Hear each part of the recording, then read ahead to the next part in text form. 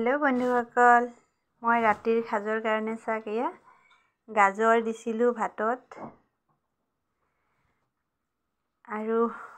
আলু দিছিলো দুটামান যেহেতু মানুহজনৰ সুগাৰ গটিকে আমি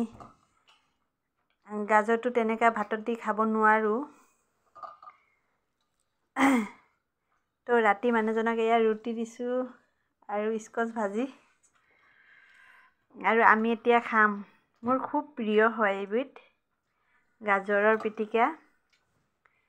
তো আপোনালোকে খাই ভাল পায় নেকি জনাবচোন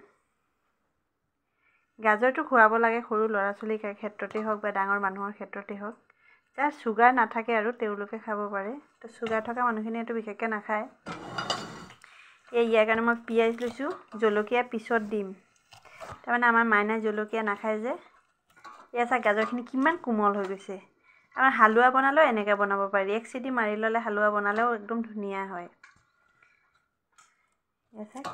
কি ধুনীয়া হৈছে মোৰ কিন্তু খুব পছন্দ আৰু মোৰ ল'ৰা ছোৱালী দুটাও সৰুতে এয়া খুব খায় মই এনেকৈ সিহঁতক গাজৰ বইল কৰি অকণমান নিমখ ছটিয়াই সৰুতে খুৱাও মানে তেতিয়া সিহঁতৰ কি হয় লেটিনটো ঢিলা হয় যাৰ লেটিনটো টাইট হয় তেওঁলোকে এনেকৈ গাজৰ অমিতা এনেকৈ বইল কৰি তাৰপিছত এনেকৈ খাব লাগে খুব ভাল কিন্তু বস্তুটো বহুত গৰম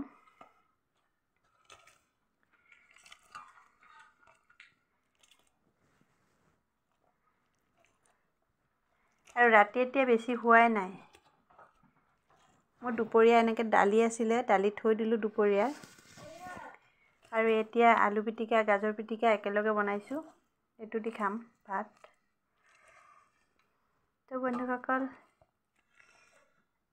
ভিডিঅ'টো কেনে পালে জনাব আপোনালোকেও খায় নেকি গাজৰ যদি নাখায় তেতিয়া খাই চাবচোন মোৰ দৰে হয়তো আপোনালোকৰো খুব সোৱাদ লাগিব আচ্ছা খাওঁ খাওঁ লাগিয়ে গৈছে হয়নে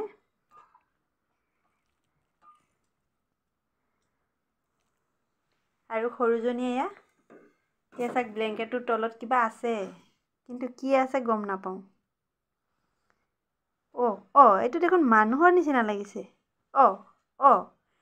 মানুহে হয় দেখোন মোৰ ছোৱালীজনী এয়া চাক আগফালে বহি লৈ পেলাই এই ব্লেংকেট দি পঢ়িব লৈছিলে আৰু তাই চুৱেটাৰটো কম পিন্ধে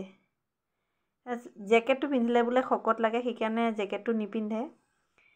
তো চিম্পুল চুৱেটাৰ বিচাৰি আছিলে চিম্পুল চুৱেটাৰটো হয়তো মাহীৰ ঘৰত এৰি থৈ আহিছে এতিয়া ব্লেংকেটটোৰ ভিতৰত কিবা লৰি থাকে আমাৰ ঘৰত এইটো ডাঙৰ সমস্যা আপোনালোকৰ ঘৰতো লৰে নেকি ব্লেংকেটৰ তলত গুড নাইট কৈ দিয়া গুড নাইট